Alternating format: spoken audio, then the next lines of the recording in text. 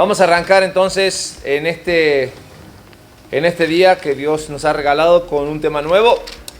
Y el tema que vamos a empezar hablando en este tiempo es del de hacer discípulos. Hacer discípulos. Vamos a ver entonces el versículo de la semana pasada, que es la gran comisión, Mateo capítulo 28, versículos 18 al 20. ¿Están ahí en sus Biblias? La palabra de Dios dice: y Jesús se acercó y les habló diciendo: toda potestad me dada en los cielos y en la tierra. Por tanto, ¿qué dice todos juntos? Id y haced discípulos a todas las naciones, bautizándolos en el nombre del Padre, y del Hijo, y del Espíritu Santo. 20. Enseñándoles que guarden todas las cosas que os he mandado. Y he aquí, yo estoy con vosotros todos los días hasta... Amén, amén. Y esa es la gran comisión. Eso es una sugerencia de parte de Jesús al final de su tiempo aquí en la tierra. Y Jesús está sugiriendo qué es lo que podríamos considerar hacer. Entonces, ¿qué es? ¿Por qué decimos que es un mandato? Porque está escrito en forma imperativa. O sea, ¿sabes qué? No te queda otra. No hay opción. Si tú eres un hijo de Dios, te toca ir y hacer discípulos. Te toca ir y predicar el evangelio. Te toca. No hay para dónde hacerse. ¿Estamos de acuerdo? Entonces nos damos cuenta que hacer discípulos se convierte en una obligación para cada uno de nosotros. Cuando hablamos de hacer discípulos o la palabra discípulo, la pregunta es: ¿qué es un discípulo? La palabra original para discípulos, que viene del griego, es una palabra, no sé exactamente cómo suene, pero ahí dice que es matetes, ¿sí? Porque significa algo más que un simple estudiante o un alumno. Realmente, cuando hablamos de ser discípulo, quiere decir que eres un seguidor. Y cuando tú eres un seguidor es que hay convicción y sabes claramente que tú puedes adherirte al pensamiento o a la enseñanza completamente de esas personas que tú sigues, e incluso hacer esa enseñanza una regla de vida y de conducta. Por lo tanto, la pregunta que viene a continuación es: ¿qué es ser un discípulo de Cristo? ¿Cómo definimos discípulo de Cristo? ¿Cómo lo definirías? ¿Cómo definirías ser un discípulo de Cristo? Un seguidor de Cristo. Un seguidor de Cristo, pero un seguidor que tenga qué cualidades, o conforme a lo que leímos o lo que tenemos como definición, un seguidor que adopte o a qué cosas. Las reglas. Que las reglas de Cristo se conviertan en qué. Pueden leer lo que tienen escrito en sus hojas. En una regla de vida en nuestras vidas y una regla de conducta. ¿Entendemos la definición de un seguidor de Cristo? Sin embargo, debemos entender que la regla de oro para esto del discipulado, para ser discípulo, es la siguiente: para hacer discípulos, antes debemos aprender a ser discípulos. ¿Entendemos esto? Si yo quiero hacer discípulos, yo tengo que antes aprender a ser discípulos. Es decir, ser un seguidor de Cristo de tal forma que sus enseñanzas se vuelvan en mi vida una regla de vida y de conducta. ¿Entendemos este principio?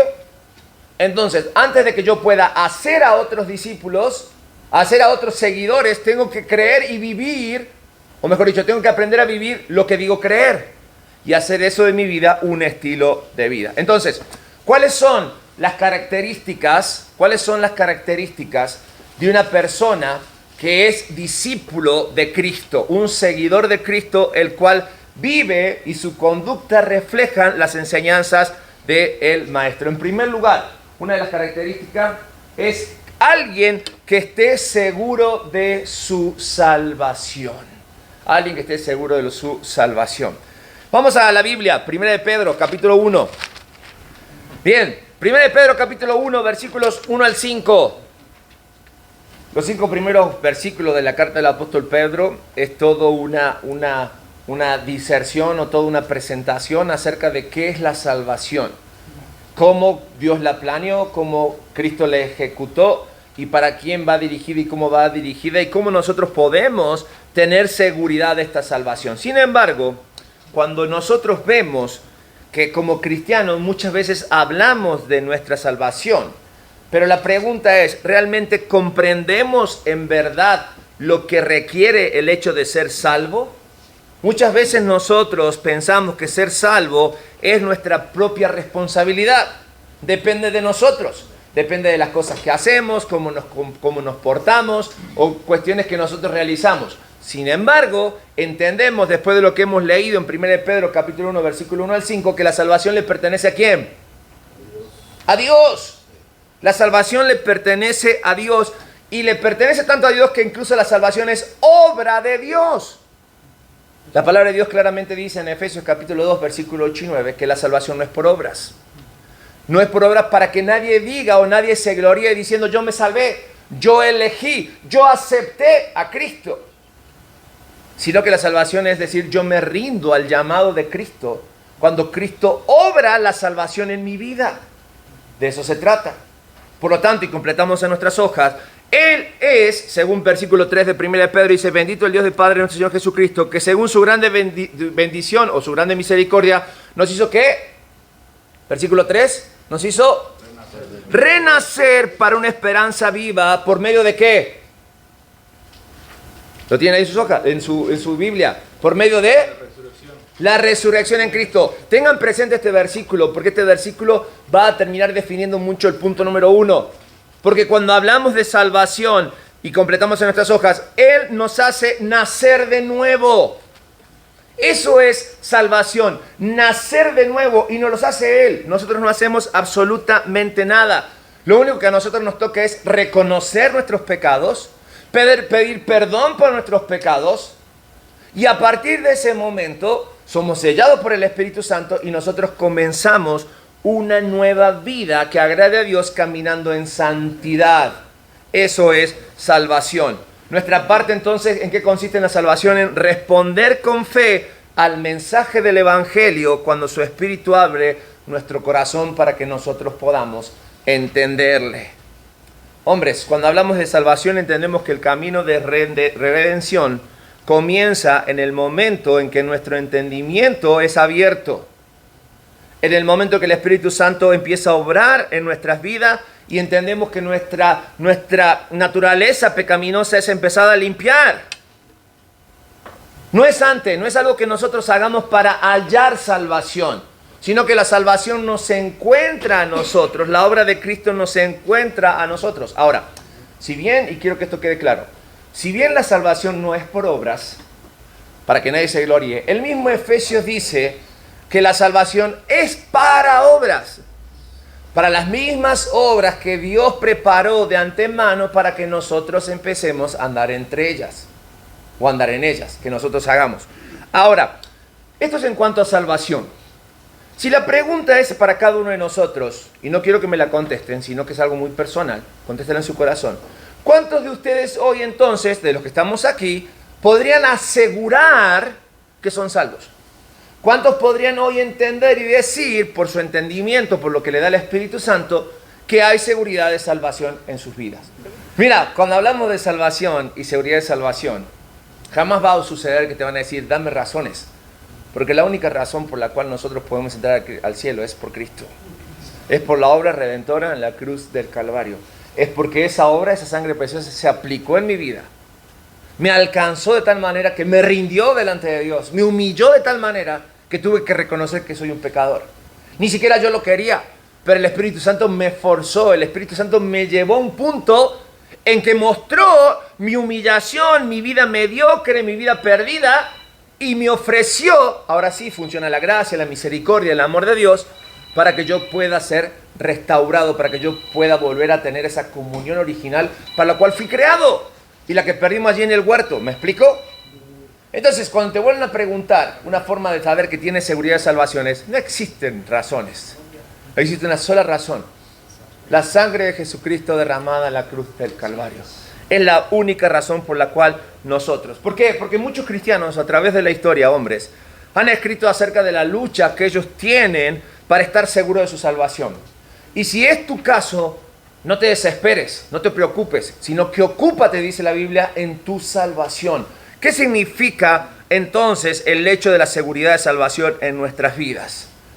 Déjame decirte en cuanto a la evidencia de salvación en nuestras vidas, nosotros debemos encontrar esta seguridad de nuestra salvación en la verdad objetiva de la palabra de Dios. ¿Cómo podemos entonces tener seguridad de salvación? Primera de Juan, capítulo 5, versículo, es 5, no 15, sino 5, 11 y 13. ¿Quién lo tiene, por favor? Primera de Juan 5, 11 y 13.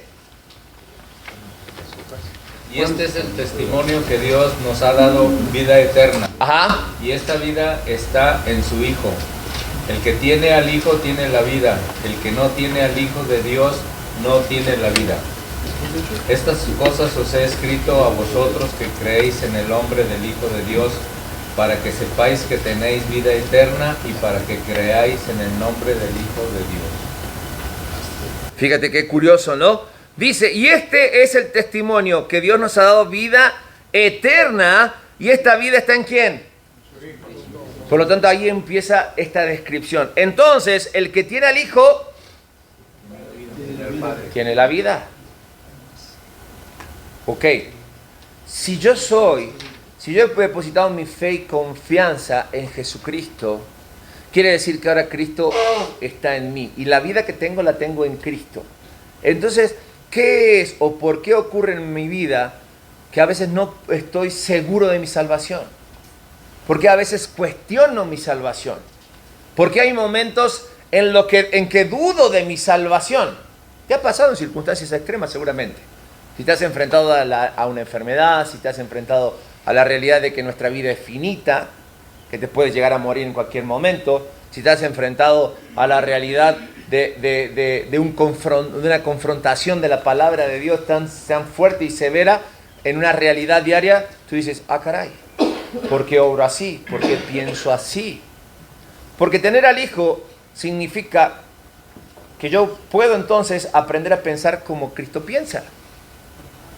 Por lo tanto, si sé cómo Cristo piensa, puedo hablar como Él habla. Puedo ir a los lugares que Él fue. Aun cuando sea tentado, puedo vencer la tentación. No me voy a dejar regir por mi sentir, sino que voy a encontrar la lógica de la vida en mi vivir. No voy a dudar de lo que soy. ¿Me explico? Entonces Juan dice, a ver, el que tiene al Hijo tiene no solamente a la vida, sino que tiene al Hijo, tiene al Padre también. Entonces, toda la deidad está en y con nosotros. Entonces, ¿por qué puede ser que después de muchos años de cristianos todavía puedo poner en tela de juicio mi salvación? Porque no soy llamado, ni eres llamado tú a poner en tela de juicio la salvación de nadie, sino que tú eres llamado a cuidar tu salvación. Y no quiere decir que la vas a perder, sino que lo que quiere decir es que necesitamos hacer crecer en nosotros ese don que Dios nos dio, que es la salvación, a través de una vida que agrada a Dios, porque al final ese es nuestro propósito de vida.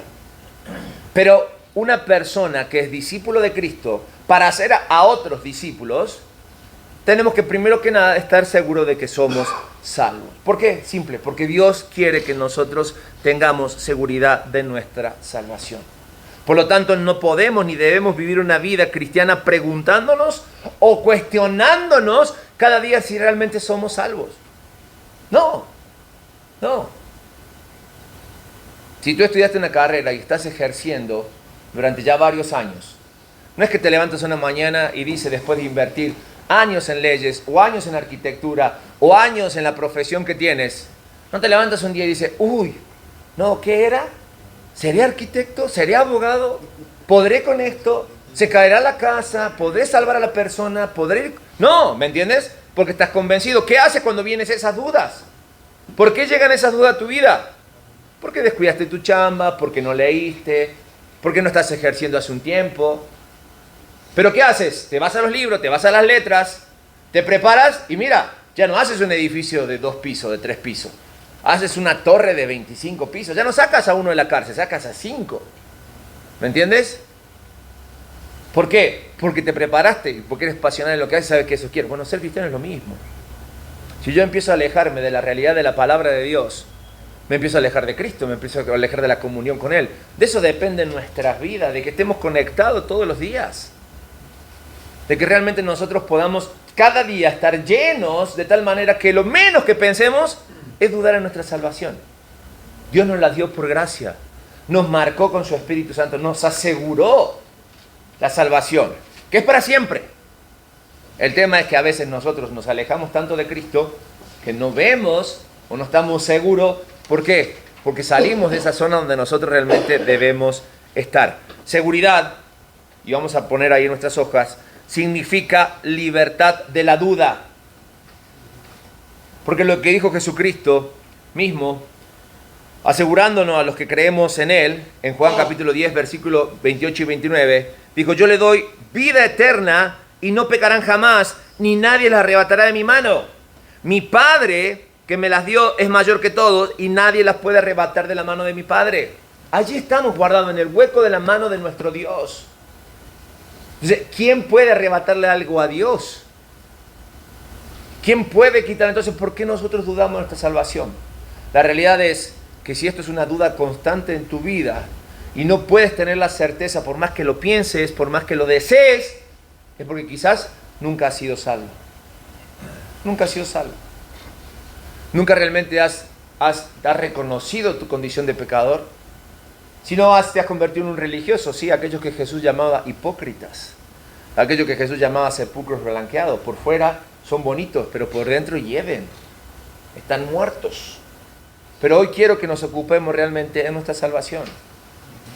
Porque de nada sirve tener una preocupación correcta si no me ocupo en lo que debo ocuparme, que es mi vida. Estamos hablando de hacer discípulos, pero no puedo hacer discípulos si antes no soy seguidor de Cristo. Si antes no hay en mi vida esta seguridad de salvación. ¿Estamos de acuerdo? Porque si no nos convertimos como la mayoría, buscando excusas en nuestras vidas por no hacer lo que tenemos que hacer. Y buscamos excusas en los que otros dejan de hacer. Eso es algo muy natural del hombre, en lo que otros dejan de hacer.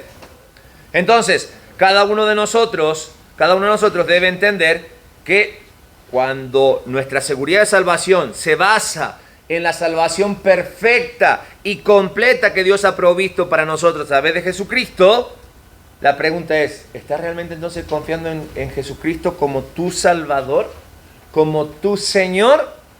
Si la respuesta es positiva, debes entonces tener la seguridad de salvación. Si no hay una certeza o si hay duda, nos podemos poner a platicar terminando este estudio y vemos dónde está el problema. ¿Estamos hasta aquí? ¿Nos queda claro esto?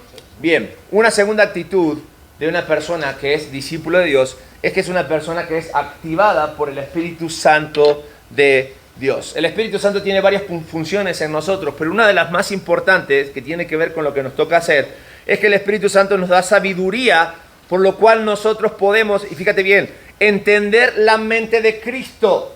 Primera de Corintios, capítulo 2, versículos 10 y 11 dice: pero Dios nos la reveló a nosotros por el Espíritu, porque el Espíritu todo lo escudriña, aún dice lo profundo de Dios, porque ¿quién de los hombres sabe las cosas del hombre, sino el Espíritu del hombre que está en él? Así tampoco nadie conoció las cosas de Dios, sino es por medio de ¿qué? ¿Te das cuenta que a Dios no lo tocamos de oído? Ni lo improvisamos. Cuando hablamos de Dios, tenemos certeza. ¿Cuándo? ¿Cuándo llega a nosotros la certeza de quién es Dios? A través de lo que el Espíritu Santo abre los ojos. Los discípulos, los apóstoles, los 12 que estuvieron cerca de él y los otros seguidores, dice que no entendieron lo que Jesús le habló. ¿Hasta cuándo? Hechos capítulo 2. ¿Sí? Cuando el Espíritu Santo llega, cuando el Espíritu Santo de Dios llega en el Pentecostés, y dice, y sus ojos fueron abiertos y ahí entendieron todas las cosas. A Dios no lo podemos filosofar, a Dios no lo podemos encasillar en nuestros pensamientos, a Dios no lo podemos poner en nuestros planes a fuerzas.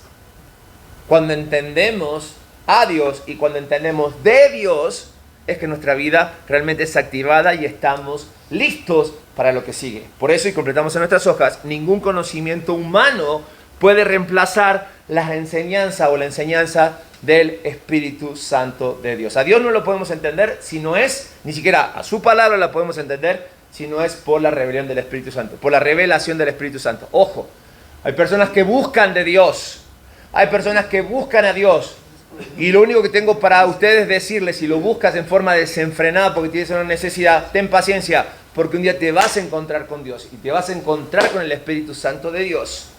Y tus ojos van a ser abiertos y vas a entender todas las cosas. ¿Estamos de acuerdo? 3. Una persona que está lista para hacer discípulos, porque entiende lo que es ser discípulo, es una persona que está creciendo en gracia y conocimiento de nuestro Señor Jesucristo. Segunda de Pedro, capítulo 3, ¿quién me lee? Segunda de Pedro, capítulo 3, versículos 18. Segunda de Pedro 3, 18, ¿qué dice? Antes bien, creced en la gracia y el conocimiento de nuestro Señor y Salvador Jesucristo. A Él sea la gloria, ahora y hasta el día de la eternidad. Amén. Fíjate, crecer en la gracia y el conocimiento de nuestro Señor Jesucristo es lo que las Escrituras nos están mandando, nos están ordenando. Es nuestra responsabilidad crecer en la gracia y el conocimiento de nuestro Salvador Jesucristo. Cuando hablamos de esto, completamos en nuestras hojas, este crecimiento es un crecimiento espiritual y un crecimiento en la fe. Un crecimiento espiritual y un crecimiento en la fe. Cuando nosotros respondemos el llamado y entregamos nuestra vida a Cristo como nuestro Salvador, dice la palabra de Dios que nacemos de nuevo y ahora formamos parte de la familia de Dios. Pero también dice que así como un bebé cuando recién nace, nosotros como cristianos requerimos de leche espiritual. Volvemos a 1 de Pedro, capítulo 2, versículos 2 y 3. Creo que lo tienen ahí en sus hojas, ¿no? ¿Qué dice? 1 de Pedro 2, 2 y 3. Desead como niños recién nacidos la leche espiritual no adulterada, para que por ella crezcáis para salvación. Ok. Si es que habéis gustado la benignidad del Señor. Está bien desear como niño la leche espiritual no adulterada. Pero pregunta, ¿una persona toda su vida pasa alimentándose de leche? Llega un momento que de la leche pasas a la papilla. Y de la papilla pasas a la costilla. Ándale, si me gusta esa, ¿verdad? A la costilla, al ribeye, al sirloin, al tibón, al T-Rex, todas esas cosas, ¿verdad? Te alimentas bien rico. Pero dice la palabra de Dios en Hebreos, capítulo 5, versículos 2 y 14, no sé si está ahí en sus hojas, de que cuando ustedes ya deberían ser maestros, es decir, ya deberían ser chef en su vida espiritual y comerse unas ricas carnes, unas ricas comidas, todavía son niños que andan mendigando leche. Mendigando leche. ¿Por qué? ¿Qué está pasando en nuestras vidas? Cuando ya tendrían que haber alcanzado la madurez espiritual, todavía no saben ni siquiera discernir entre el bien y el mal. Y eso es una gran carencia en las personas. Fíjate, si seguimos el ejemplo de nuestro Señor Jesucristo, siendo Dios, dejó todo, se humilló, tomó forma de hombre. Es más, su humillación fue más que tomó forma de siervo, pero mientras estuvo como nosotros y entre nosotros, fue uno más. Porque cuando presentamos a Jesús allí en el pesebre, después lo tenemos en la presentación del templo, y luego cuando aparece ¿cuándo aparece de nuevo? Es cuando tenía 12 años, cuando te daba la festividad de que dejaba de ser un niño para convertirse en hombre. Y el ejemplo que da la Biblia dice, Jesucristo crecía en estatura, dice, en estatura, en conocimiento y en gracia para con Dios y los hombres. Es decir, que Jesucristo es nuestro ejemplo en todo. O sea, no es que está tocando de oído el que escribe esto, sino que está diciendo, Jesucristo es nuestro ejemplo en absolutamente todo. Él tuvo la necesidad de esforzarse en su humanidad, aún siendo Dios, en crecer en gracia y en conocimiento de Dios. Jesús lo hizo.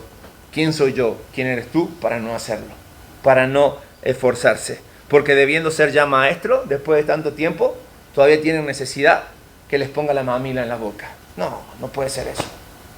No puede ser eso, hombres. ¿No será que no han nacido de nuevo? O sea, no me toca a mí juzgar eso. Por eso digo, les toca... a Nicodemo. Es más... Así le dijo, tienes que nacer de nuevo y no lo entendía. Exactamente, exactamente. Por eso digo, pero a veces nosotros nos viajamos y le ponemos nombre. Siempre recordemos, antes de hacer discípulos, debemos ser discípulos. Ser discípulos. Por eso digo, este estudio personal, este de hoy, antes de playarnos o ver en otros, es vernos a nosotros. Puede ser que no hayas nacido de nuevo. ¿Qué te falta? Simple, ¿qué te falta si no has nacido de nuevo? ¿Qué es lo que te falta? Un pequeño detalle, te falta Cristo en tu vida. Te falta reconocer que eres un pecador. ¿Sí? Pablo vio los mismos problemas también allí en la iglesia de Corintio. Ellos, dice la palabra de Dios, que no habían crecido en su fe y solo podía darles leche. Y dijo, no, ¿sabes qué? Y Corintio era una iglesia que no le faltaba absolutamente nada. Era una iglesia que materialmente lo tenía todo. Pero el tenerlo todo los había distraído de la fe y había muchos que ni siquiera eran cristianos. ¿Por qué? Porque dice que hacían aberraciones y cosas peor que los no cristianos. Y 4, una persona que está dispuesta o está lista para hacer discípulo, porque es discípulo, dice que es alguien que comparte con Cristo la carga por las almas perdidas. Las cargas por las almas perdidas. Ganar alma es esencialmente el proceso de evangelizar o testificar, que es simplemente comunicar el mensaje de salvación a los incrédulos. Eso es ganar almas. No significa transformar a alguien o forzar a alguien, sino es compartir el evangelio y dejar que el Espíritu Santo haga su obra. Jesucristo fue muy sensible. ¿Recuerdas allí en Mateo capítulo 9 cuando él dijo, entonces Jesús dijo a su discípulo, a la verdad que la mies es mucha, ya está listo para la siega, pero los obreros son pocos. Pocos. No sé si dice flojos, pero decía que eran pocos. Por eso dice en el versículo 38, rogad pues al Señor de la mies que envíe obreros a su mies. Cuando hablamos de testimonio, hombres, no se refiere tanto a lo que hacemos para el Señor como a lo que Él hace a través de nosotros. Ni siquiera en esto depende de nuestro esfuerzo, sino de lo que realmente nosotros conocemos a Cristo, somos activados por el Espíritu Santo, crecemos en gracia y conocimiento. Entonces ahora sí obramos porque sabemos de lo que estamos hablando. Y dejamos que Dios obre a través de nosotros, a través del Espíritu Santo. Porque es el mismo Espíritu Santo que nos dio poder. ¿Recuerdan Hechos capítulo 1, versículo 8? Y recibiréis poder cuando haya venido sobre vosotros el Espíritu Santo. Y me seréis testigo, dice, en Judea, en Jerusalén, en Judea, en Samaria, y hasta lo último de la tierra. Y lo último de la tierra quizás sea Rebalcito. Lo último de la tierra quizás sea tu colonia. ¿Me entiendes? El evangelio llega y no quiere decir que tú tienes que ir al último de la tierra, sino puede ser que el lugar donde tú estés sea el último lugar que tiene que ser evangelizado para que Cristo diga, hasta aquí, y ahora Dios diga, vamos por la iglesia. ¿Me explico? A veces pensamos lo último de la tierra es ¿dónde me vas a llevar, Dios? Cuando a veces lo último de la tierra es tu trabajo, donde no has dado testimonio. Tu casa, tu esposa, tus hijos, tus vecinos, tu colonia. El principio es claro, uno va a arar la tierra, ¿no es cierto? Otro va a plantar la semilla, otro la va a regar. Pero el que da el crecimiento, ¿quién es? Dios. Entonces a ti te toca hacer algo. O aras, o siembras, o riegas. Crecimiento no lo puedes dar, porque eso lo da Dios. Pero que no se te encuentre que lo que se te encargó hacer, no lo hagas. Y entonces la pregunta es, ¿cómo entonces no me puedo apasionar por algo que sé que a mí me salvó? ¿Por qué digo esto? Porque la salvación es eso. Dios me vio en mi condición pecadora, me vio condenado al pecado, me vio con un pie y medio en el infierno. La verdad que no servía para absolutamente nada, sin embargo su gracia, su amor hizo que me rescatara. Y ahora me dio eternidad y me hizo ser trascendente en forma eterna. Entonces, ¿cómo eso no te puede apasionar? ¿Cómo eso no te puede llevar a compartir a tu compañero de trabajo, a tu familia, a tus amigos, a personas que dices que quieres y no les compartes el evangelio? Por eso el apóstol Pablo lo dejó muy claro. Romanos, capítulo 10, versículos 14 y 15. ¿Cómo dice? ¿Cómo pues invocarán a aquel al cual no han creído? ¿Y cómo creerán en aquel de quien no han oído? ¿Y cómo oirán sin haber quien les predique? ¿Y cómo predicarán si no fueron enviados? Como está escrito, cuán hermosos son los pies de los que anuncian la paz, de los que anuncian buenas nuevas. La paz. Este mundo desea paz. Este mundo necesita buenas noticias. ¿Sí? Qué curioso, porque cuando el mundo ofrece paz, la paz se consigue a través de la ¿qué? De la guerra. Por eso Cristo dijo, la paz os dejo, mi paz os doy. No es como el mundo la da. No hay comparación. Es una paz, dice Filipenses capítulo 4, versículo 7, que sobrepasa todo entendimiento, en el cual un día te refugiaste. Entonces, si ya encontraste la paz en Cristo, ¿por qué no compartir la paz de Cristo? Porque así como guardó tu corazón, puede guardar el corazón de ellos. concluimos en esta hora y pensamos que no puede haber mejor llamado que trabajar en nombre de aquel que murió para que nosotros podamos vivir. Cantamos, ¿no? Hermosa cruz. Padecimiento, muerte, para que haya vida. La incongruencia de la congruencia de Dios. Hacía falta que alguien muriera y sufriera para que nosotros tuviéramos vida y esperanza. Una esperanza que es viva. Leíamos, una esperanza que es viva, que va más allá de lo que incluso nosotros podemos entender o contener. Por lo tanto, Jesús dijo, vosotros sois mis amigos y hacéis lo que yo os mando. ¿Se acuerdan? En Juan 15:14, somos llamados a obedecer. Y su mandato fue que le obedezcamos y que nos amáramos como Él nos amó. Está claro entonces, hombres, que nuestro amor por Él se ejemplifica mejor cuando trabajamos apasionada e incansablemente para compartir su evangelio con los demás. Antes de hacer discípulos, nosotros tenemos que aprender a ser discípulos. Antes de hacer discípulos, nosotros debemos estar seguros de nuestra salvación, seguros del Dios que servimos, seguros de que Él obra en nosotros, vive en nosotros, y que porque le conocemos, crecemos en su gracia y compartimos su sentir por las almas perdidas. No hay obra, ni siquiera el hecho de que yo quiero servir a Dios y a ver si así le conozco más. Yo quiero ganar almas para ver si así le conozco más. No, primero conócelo. Y después comparte a otros lo que tú has aprendido de Cristo. Amén. Vamos a orar en esta hora. Padre, gracias por la oportunidad de abrir tu palabra. Gracias, Señor, por todas las enseñanzas que en ellas encontramos. Perdónanos, Padre, porque muchas veces cerramos el camino. Queremos realmente adelantarnos los pasos o queremos simplemente por presión o por ser religiosos, Padre, hacer cosas que no nos corresponden. Hoy ayúdanos a tener este sentir y esta seguridad de nuestra vida de que Cristo Jesús es nuestro Salvador, de que Cristo Jesús es nuestro Señor. Y conforme a esta realidad nosotros podemos vivir para Él y servirle de todo corazón para poder ganar a otros, porque eso es lo que Cristo nos mandó a hacer. Ayúdanos, Señor, a ser buenos discípulos para que nosotros podamos compartir y poder discipular a otros. En el nombre de Jesús oramos. Amén y amén.